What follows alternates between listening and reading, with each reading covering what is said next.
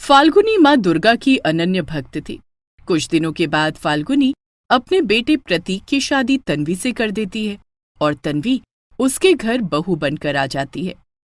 वो तन्वी को माँ दुर्गा की मूर्ति के पास ले जाती है। तन्वी बहू, रोज सुबह उठकर माँ दुर्गा की पूजा करना, उसके बाद ही घर का कोई काम करना। ठीक है माँ जी, मैं रोज सुबह सबसे पहले माँ दुर्गा की पूजा करूंगी।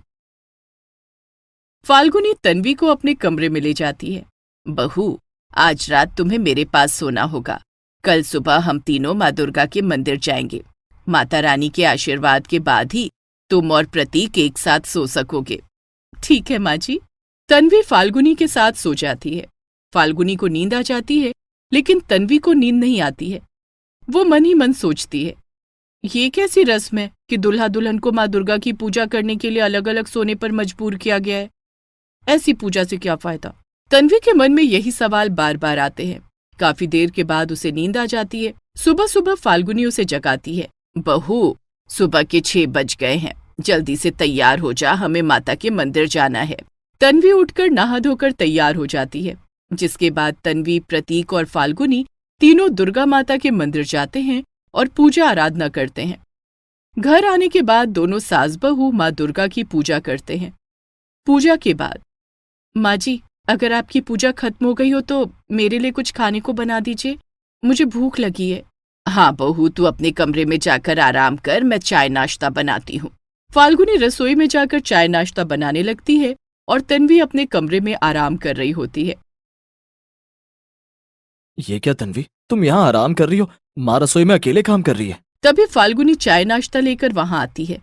प्रतीक बेटा, तू ये कैसी बात कर रहा है? कल ही तो तेरी शादी हुई है, अभी तो बहू की पहली रसोई भी नहीं हुई। परसों बहू की पहली रसोई है, उसके बाद बहू घर के काम करेगी। अभी बहू को आराम करने दे। चल बहू, नाश्ता कर ले, तुझे भूख लगी थी ना। फाल्गुनी बड़े प्यार से तन्वी को नाश्ता कराती है। तन्वी के 2 दिन बड़े आराम से गुजरते हैं, लेकिन 2 दिन के बाद जब तन्वी की पहली रसोई होती है, उस दिन नहा धोकर रसोई में वो खाना बनाने लगती है। ये तू क्या कर रही है बहू? माँ जी, आपने ही तो कहा था कि आज मेरी पहली रसोई है, इसलिए खाना बना रही हूँ। लेकिन सबसे पहले माँ दुर्गा की पूजा कर। माता की पूजा किए बिना घर का कोई काम शुरू मत करना। ठीक है माँ जी। फाल्गुनी तन्वी को माँ दुर्गा की मूर्ति के पास ले जाती है और दोनों सास बहू दुर्गा माँ की पूजा करती हैं। जिसके बाद तन्वी पहली रसोई का खाना बनाती है और टेबल पर खाना लगा देती है। माँ जी, चलिए, खाना बन गया है। फाल्गुनी और प्रतीक खाने के टेबल पर आते हैं। तन्वी बहू, तूने माँ दुर्गा को भोग लगाया है? नहीं माँ जी। बहू, तूने आज पहली बार खाना बनाया है और दुर्गा माँ को भोग नहीं लगाया। इस घर में रोज सबसे पहला निवाला दुर्गा माँ खाती हैं, उसके बाद ही कोई खाता है। जा जाकर पहले दुर्गा माँ को भोग लगा कर आ। माँ जी, ये क्या रोज रोज दुर्गा माँ लगा रखा है आपने? इस घर में मिट्टी की मूर्त के अलावा इंसान भी रहते हैं। तन्वी, माँ ठीक कह रही है।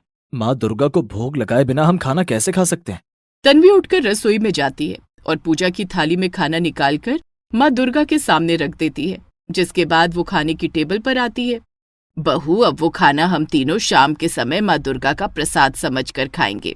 ठीक है माँ जी, अब तो हम खाना खा सकते हैं ना? हाँ, लेकिन खाना शुरू करने से पहले माँ दुर्गा का नाम जरूर ले लेना।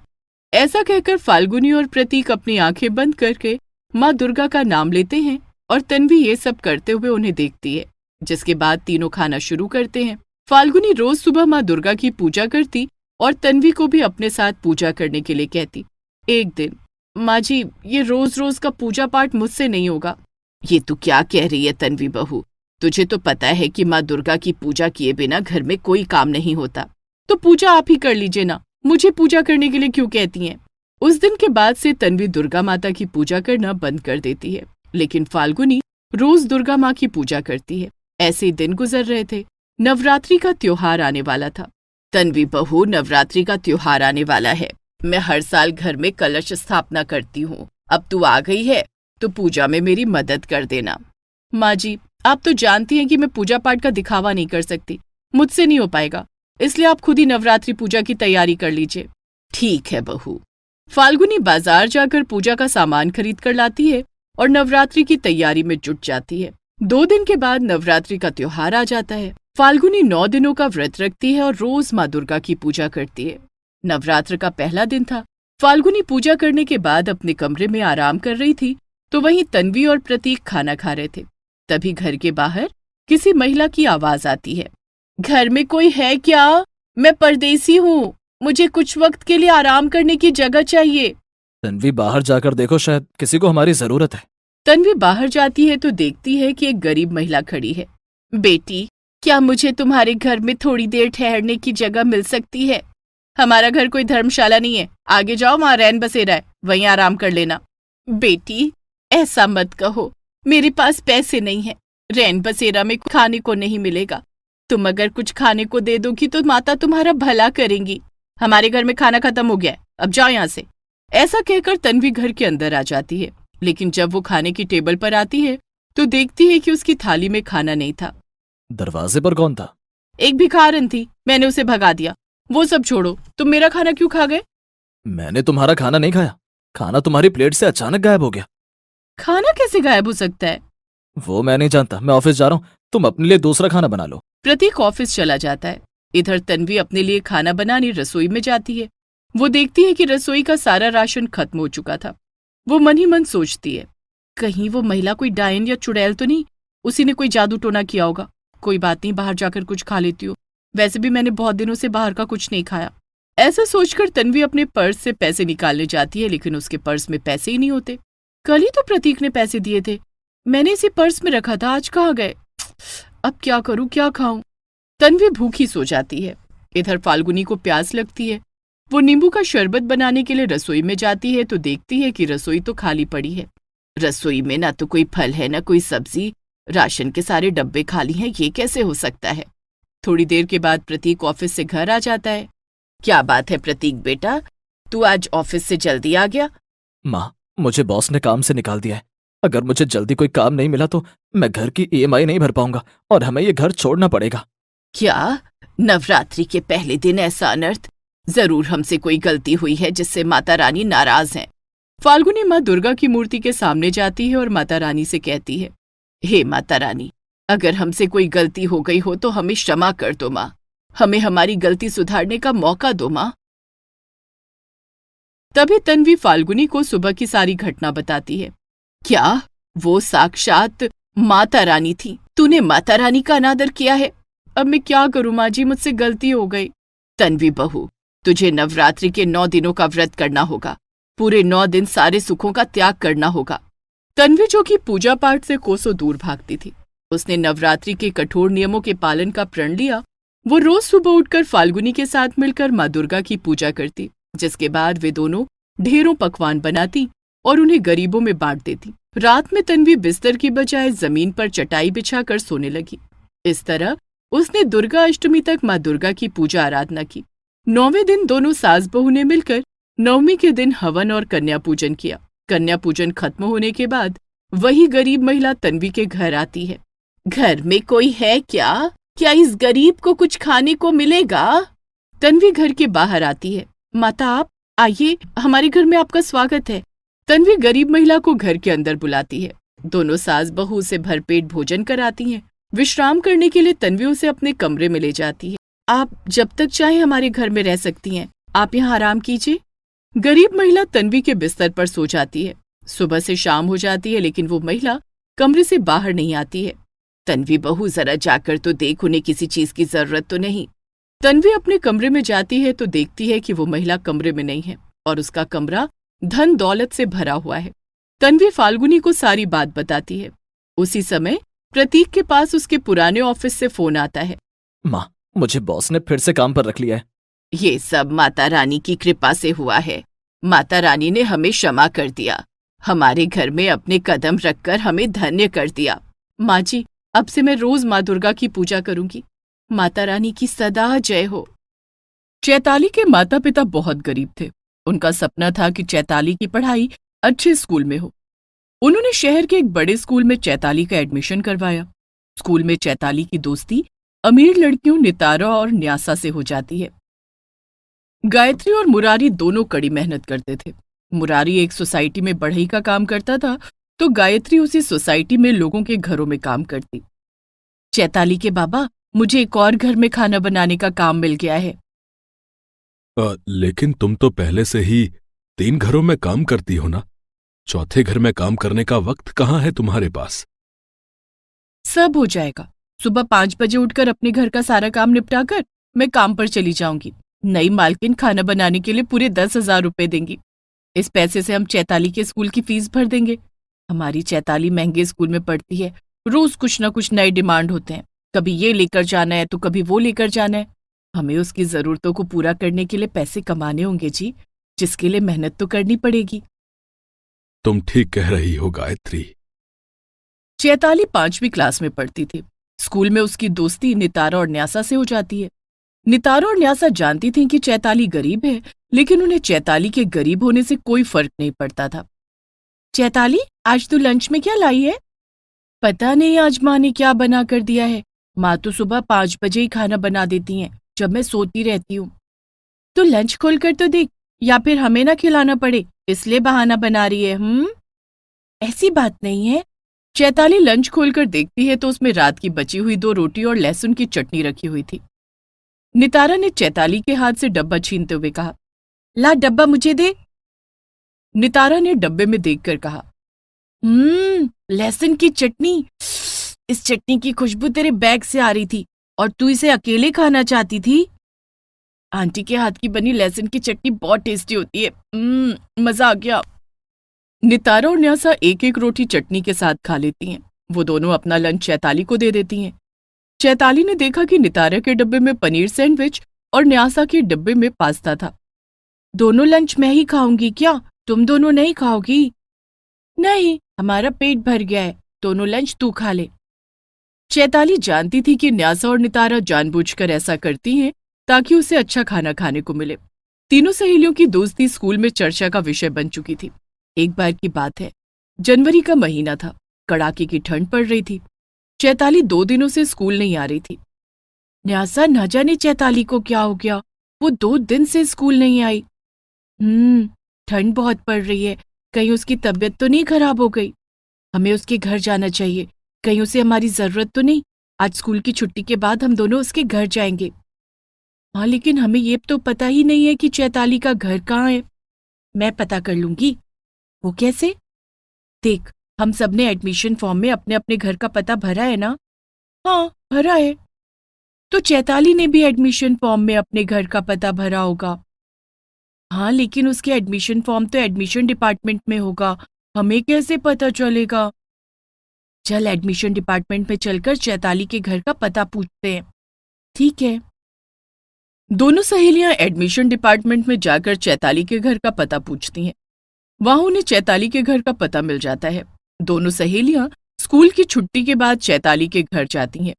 चैताली का घर एक पुरानी बस्ती में था, जहां पुराने टूटे फूटे घर थे। दोनों सहेलियां लोगों से चैताली के घर का पता पूछते पूछते उसके घर पहुंच जाती हैं। तुम दोनों कौन हो बेटी? आंटी, हम चैताली की सहेलियां हैं, उसके साथ स्कूल में पढ़ती हैं। चैताली स्कूल क्यों नहीं आ रही है? हम उससे मिलने आए हैं, वो ठीक तो है ना? तुम दोनों अंदर आ जाओ बेटी। न्यासा और नितारा घर के अंदर आती हैं। वो एक कमरे का घर था जहां बेड लगा हुआ था। बेड के बगल में रसोई थी। चैताली बेड पर लेटी हुई थी। अरे नितारा और न्यासा, तुम दोनों यहाँ कैसे पहुंची? तुझसे मिलने के लिए तो हम पाताल में भी पहुंच जाएंगी। तू 2 दिन से स्कूल क्यों नहीं आई? तू जानती है ना तेरे बिना हम दोनों का दिल नहीं लगता। मेरी तबीयत खराब थी, डॉक्टर ने कहा है कि मुझे ठंड लग गई है, लेकिन अब मैं ठीक हूँ, कल से स्कूल भी आऊंगी। न्यासा और नितारा ने देखा कि चैताली ने स्कूल यूनिफॉर्म वाला ही स्वेटर घर में पहना हुआ था। उसने एक पतला सा कंबल ओढ़ रखा था जिसमें जगह जगह छेद हो गए थे। ठीक है, हम तेरा इंतजार करेंगे। अच्छा, अब हम चलते हैं, तू अपना ध्यान रखना। ठीक है। नितारा और न्यासा वहां से चले जाते हैं। उनके जाने के बाद चैताली ने अपनी माँ से कहा, माँ, न्यासा और नितारा मेरी अमीर सहेलियां हैं। वे जानती हैं कि मैं गरीब हूँ, लेकिन हमारे घर के हालात देखकर कहीं वे मुझसे दोस्ती न तोड़ दे। चैताली बेटी, दोस्तों की पहचान बुरे वक्त में ही होती है। अगर वो तुमसे दोस्ती तोड़ देती हैं तो तुम्हें परेशान होने की जरूरत नहीं है। तुम्हें ये तो पता चल जाएगा कि उनकी दोस्ती कच्ची थी या पक्की। तुम ठीक कह रही हो माँ। इधर चैताली के घर से बाहर निकलकर न्यासा और नितारा एक दूसरे से कहती हैं, नितारा तुमने देखा, हमारी दोस्त के पास पहनने के लिए स्वेटर भी नहीं है, ना ही उसके पास एक अच्छा कंबल है, जिस वजह से उसकी तबीयत खराब हो गई। हाँ न्यासा, हमें उसकी मदद करनी चाहिए। तुम ठीक कह रही हो, लेकिन हम क्या कर सकते हैं? मेरी मम्मी मुझे रोज पॉकेट मनी देती है, जिसे मैं गुल्लक में जमा करती हूँ। बहुत दिनों से मैं पैसे जमा कर रही हूँ। मुझे लगता है उसमें इतने पैसे जमा हो गए होंगे जिससे मैं चैताली के लिए एक स्वेटर खरीद सकूं। मेरे पास भी कुछ पैसे हैं, मैं घर जाकर देखती हूँ कि वो कितने हैं। दोनों सहेलियां अपने अपने घर जाकर अपने पैसे गिनती हैं। 200, 500, 500, 300, पूरे 1500 रुपए हैं। मेरे पास पूरे 2000 रुपए हैं। इतने पैसे में एक बढ़िया कंबल आ जाएगा। न्यासा नितारा को फोन करती है। नितारा, मेरे पास 2000 रुपए हैं, मैं इस पैसे से चैताली के लिए कंबल खरीदूंगी। मेरे पास 1500 रुपए हैं, मैं चैताली के लिए स्वेटर खरीद लूंगी। लेकिन हम चैताली को ये सब देंगे कैसे? अगर ऐसे ही दिया तो उसे बुरा लगेगा। बुद्धू, तू भूल गई क्या? 2 दिन बाद चैताली का जन्मदिन आने वाला है। हम ये दोनों चीजें उसे गिफ्ट में दे देंगे। ठीक है। दूसरे दिन चैताली की तबीयत ठीक हो जाती है, वो स्कूल जाती है। न्यासा और नितारा उसे देखकर बहुत खुश हो जाती हैं। उस दिन भी दोनों चैताली का लंच बॉक्स खोलकर उसका लंच खा लेती हैं। चैताली देख, आज माँ ने तेरे लिए पूरी और सब्जी भेजी है। मैं तेरे लिए गाजर का हलवा लाई हूँ। चैताली मन ही मन सोचती है, न्यासा और नितारा के व्यवहार में कोई बदलाव नहीं आया। इसका मतलब इन्हें मेरी गरीबी से कोई फर्क नहीं पड़ता। इनकी दोस्ती पक्की है, लेकिन क्या इन्हें मेरा जन्मदिन याद है? चैताली ने पूरी सब्जी और गाजर के हलवे का आनंद उठाया। न्यासा और नितारा बड़ी बेसब्री से चैताली के जन्मदिन का इंतजार कर रही थीं। 2 दिन के बाद चैताली का जन्मदिन आ जाता है। तीनों सहेलियां स्कूल में होती हैं, स्कूल की छुट्टी के बाद। चैताली, आज तेरा जन्मदिन है, हम दोनों सहेलियां शाम को तेरे घर आएंगे। नितारा, तुम दोनों को मेरे घर के हालात पता है ना? मेरे घर में ना तुम दोनों को बिठाने के लिए सोफा है, न मेरे मम्मी पापा मेरे लिए महंगा केक ला सकते हैं। चैताली, हमें ना तो सोफा चाहिए और ना महंगा केक। हम तो सिर्फ तेरा जन्मदिन तेरे साथ मिलकर मनाना चाहते हैं। तुम दोनों का मेरे घर में स्वागत है। तुम दोनों जब चाहो मेरे घर आ सकती हो। तीनों सहेलियां अपने अपने घर आ जाती हैं। चैताली गायत्री और मुरारी को बताती है कि उसकी अमीर सहेलियां उसका जन्मदिन मनाने शाम को उसके घर आ रही हैं। चैताली बेटी, तुम चिंता मत करो, मैं तुम्हारे लिए केक ले आऊंगा। तुम अपनी सहेलियों के साथ मिलकर अपना जन्मदिन मनाना। और मैं गरम गरम पकौड़े बना दूंगी। माँ, जन्मदिन पर पकौड़े कौन खाता है? तुम कुछ मत बनाना। चारों बातें कर ही रहे थे कि न्यासा और नितारा दोनों वहां आ जाते हैं। न्यासा, नितारा, तुम दोनों आ गए। मेरा घर तो वैसा ही है जैसा रोज रहता है, ना कोई सजावट और ना जन्मदिन वाला माहौल है। हम आ गए हैं, अब सजावट भी हो जाएगी और जन्मदिन वाला माहौल भी बन जाएगा। न्यासा और नितारा ने चैताली के घर की सफाई की, फिर दोनों ने बैलून और सजावट के सामान से चैताली का घर सजाया। तो तुम दोनों पूरी तैयारी के साथ आई हो? हाँ, आखिर आज हमारी सबसे प्यारी सहेली का जन्मदिन है। हम इस दिन को यादगार बनाना चाहते हैं। तभी कोई दरवाजे की कुंडी खटखटाता है। चैताली ने दरवाजा खोला तो बाहर न्यासा और नितारा के माता पिता खड़े थे। उन्हें देखकर दोनों बच्चियां डर जाती हैं। पापा मम्मी, आप? अच्छा, आज मेरी बेटी की सबसे प्यारी सहेली का जन्मदिन है। हम लोग कई दिनों से देख रहे हैं तुम दोनों चैताली के जन्मदिन की तैयारी कर रही हो, तो हमने सोचा क्यों ना हम भी चैताली बेटी का जन्मदिन मनाएं। मैं चैताली के लिए केक लाया हूं और मैं चैताली बेटी के लिए नए कपड़े लाया हूं। चैताली, जल्दी से नए कपड़े पहनकर तैयार हो जा, मैं केक काटने की तैयारी करती हूँ। चैताली नए कपड़े पहनकर तैयार हो जाती है और केक काटकर अपना जन्मदिन मनाती है, जिसके बाद नितारा और न्यासा चैताली को गिफ्ट देती हैं, जिसमें नया स्वेटर और नया कंबल था। मैं कितनी खुशनसीब हूं कि मुझे तुम दोनों जैसी सहेलियां मिली हैं। मुरारी ने नितारा और न्यासा के माता पिता से कहा। मालिक, आप लोग मेरी बेटी का जन्मदिन मनाने मुझ गरीब के घर आए, ये आप लोगों का बड़प्पन है। मुरारी, हम में से कोई अमीर या गरीब नहीं है, ये हमने अपने बच्चों से सीखा है। हमारे बीच कोई रिश्ता है तो वो है इंसानियत का रिश्ता। इसी बात पर हम लोग बाहर डिनर करने चलते हैं। क्यों, क्या ख्याल है? बड़ा ही नेक ख्याल है। चलिए, सब लोग गाड़ी में बैठ जाइए। सभी लोग गाड़ी में बैठकर बाहर डिनर करने जाते हैं। एक रेस्टोरेंट में डिनर करते हैं और खूब एंजॉय करते हैं। चैताली की अमीर सहेलियों की वजह से उसका जन्मदिन यादगार बन गया।